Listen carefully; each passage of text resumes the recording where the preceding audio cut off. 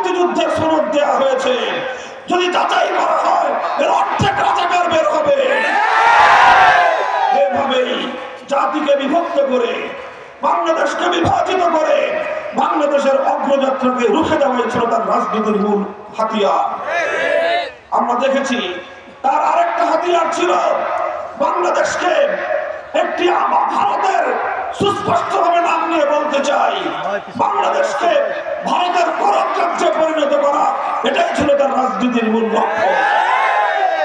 2024 সালের জুলাই আগস্টের বিপ্লব তার সকল ষড়যন্ত্রকে নস্যাৎ করে দিয়েছে। জুলাই আগস্টে 4 কোটি ছাত্র জনতা যখন তাদের অধিকার আদায়ের জন্য তারা মাঠে নেমেছিল, তারা চেয়েছিল ন্যায্য অধিকার। ন্যায্য অধিকার চাইতে যাওয়ার পর যখনই সরকার, তৎকালীন সরকারের তাদের মনোভূত হয়নি আন্দোলন, দাবি মনোভূত হয়নি, সঙ্গে সঙ্গে শেখ হাসিনা তার স্বাভাবিক অভ্যাস অনুযায়ী এদেশের 4 কোটি ছাত্র জনতাকে রাজাকারের বাচ্চা বলে গালি দিয়েছিল। এদেশের ছাত্র জনতা এবার শেখ হাসিনার সেই ত্যাগ দেওয়ার, মানুষকে খারাপ অভিধায় বিভূষিত করবার ষড়যন্ত্রকে রুখে দাঁড়িয়ে বাংলাদেশের প্রতিটি শিক্ষাঙ্গন থেকে, প্রতিটি বিশ্ববিদ্যালয়ের ক্যাম্পাস থেকে 4 কোটি ছাত্র জনতা একসঙ্গে গৌরবদীপ্ত স্লোগানে গোটা বাংলাদেশ প্রকম্পিত করে তুলেছিল, তুমি কে আমি কে, তুমি কে আমি কে। এইভাবে শেখ হাসিনার দীর্ঘদিনের ত্যাগ দেওয়ার রাজনীতি মাঠে মারা খেয়েছিল এবং সেদিনই শেখ হাসিনার বাংলাদেশ থেকে তার ক্ষমতার মরণ ঘটেছিল, পতন ঘণ্টা বেজে গিয়েছিল।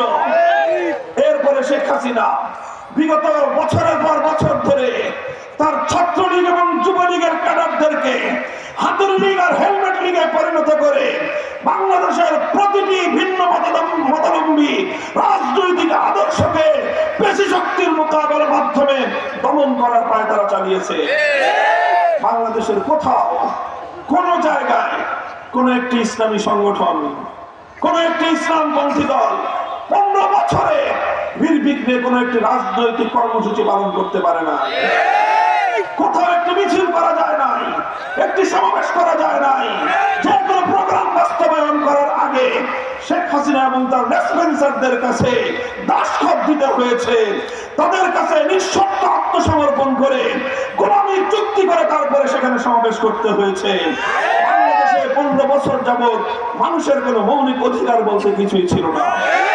সংগ্রামী সাথী ও বন্ধুগণ, আলহামদুলিল্লাহ আল্লাহর অপার কৃপায় 2000 দামাল সন্তানের রক্তের বিনিময়ে শেষ পর্যন্ত শেখ হাসিনাকে বাংলাদেশ ছাড়তে বাধ্য হতে হয়েছে। শেখ হাসিনা যেই প্রতিশোধের রাজনীতি শুরু করেছিল, আমি বলি শুধু বাংলাদেশ থেকে নয়, স্বয়ং আওয়ামী লীগের কাছ থেকেও সে প্রতিশোধ গ্রহণ করেছে। আওয়ামী লীগের কাছ থেকেও সে প্রতিশোধ গ্রহণ করেছে, কারণ সে বহু আগেই বলেছিল, আওয়ামী লীগের বিরুদ্ধে সে ক্ষোভ প্রকাশ করে বলেছিল 15ই আগস্ট 75 সাল ধানমন্ডির 32 নম্বরে তার বাবাকে হত্যা করে ফেলে রাখা হয়েছিল তার লাশ। 2 দিন পর্যন্ত লাশ পড়েছিল। এত বড় আওয়ামী লীগের সংগঠন, 1000 লক্ষ লক্ষ কর্মী, কেউ তো এগিয়ে আসে নাই অন্তত 32 নম্বরে সেই তার বাবার বিরুদ্ধে লাশটাকে সেখান থেকে নিয়ে সম্মানজনকভাবে দাফন করার জন্য। সেই দিন থেকে শেখ হাসিনা এই আওয়ামী লীগের বিরুদ্ধে প্রতিশোধ গ্রহণ করবার জন্য সে প্রস্তুতি গ্রহণ করেছে। 75-এ শেখ মুজিবুর রহমান সাহেবকে হত্যা করার পর আওয়ামী লীগই ক্ষমতা দখল করেছিল এবং আওয়ামী লীগের নেতারাই শেখ মুজিবকে হত্যা করে তার ক্ষমতার মস্তকে তারা আসীন হয়েছিল। এই জন্য আওয়ামী লীগের মধ্যে যদি কোনো বুদ্ধিমান ঠান্ডা মাথার মানুষ থাকেন, কথাগুলো সুচিন্তিত ভাবে বিশ্লেষণ করবেন যে শেখ হাসিনা শুধু বাংলাদেশের জনগণের কাছ থেকে, দেশের কাছ থেকে প্রতিশোধ গ্রহণ করেনি, প্রতিশোধ গ্রহণ করেছে সবচেয়ে বেশি আওয়ামী লীগের কাছ থেকে। এমন অবস্থা তৈরি করে দিয়ে গেছে, আগামী 50 বছর ধরে কেউ বাংলাদেশে আওয়ামী লীগের নাম মুখে নিতে লজ্জাবোধ করে। এদেশে এমন নিকৃষ্ট দৃষ্টান্ত শেখ হাসিনা উপস্থাপন করে গেছে আওয়ামী লীগের সভানেত্রীর আসনে বসে, যে আগামী 50 বছর আওয়ামী লীগের নাম নেওয়া বাংলাদেশের মানুষের জন্য লজ্জার বিষয় হবে। বাংলাদেশে আমরা অনেক নেতার পতন দেখেছি, অনেক রাজনৈতিক দলের ক্ষমতা ছাড়তে দেখেছি। 1990 সালে গণ অভ্যুত্থানের সামনে তৎকালীন প্রেসিডেন্ট হোসেন মোহাম্মদ এরশাদ সাহেব পদত্যাগ করেছেন। তিনি পদত্যাগ করার পর তিনি তার সদল বলে কারারুদ্ধ হয়েছেন, বছরের পর বছর জেলখানার ঘানি টেনেছেন, কিন্তু দলীয় নেতা কর্মীদেরকে জাতির সামনে লজ্জিত করে তিনি কাপুরুষের মধ্যে পালিয়ে যান না।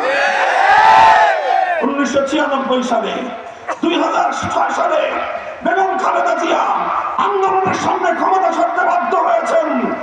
ক্ষমতা ছেড়ে অশীতিপর বয়সে বছরের পর বছর অন্ধকার কারো প্রকোষ্ঠে তিনি দিনাতিপাত করেছেন, কিন্তু তার দলের তার অনুসারীদেরকে তার নেতা কর্মীদেরকে লজ্জায় ডুবিয়ে দেশ ছেড়ে ভীরুকা পুরুষের মধ্যে তিনি পালিয়ে যান।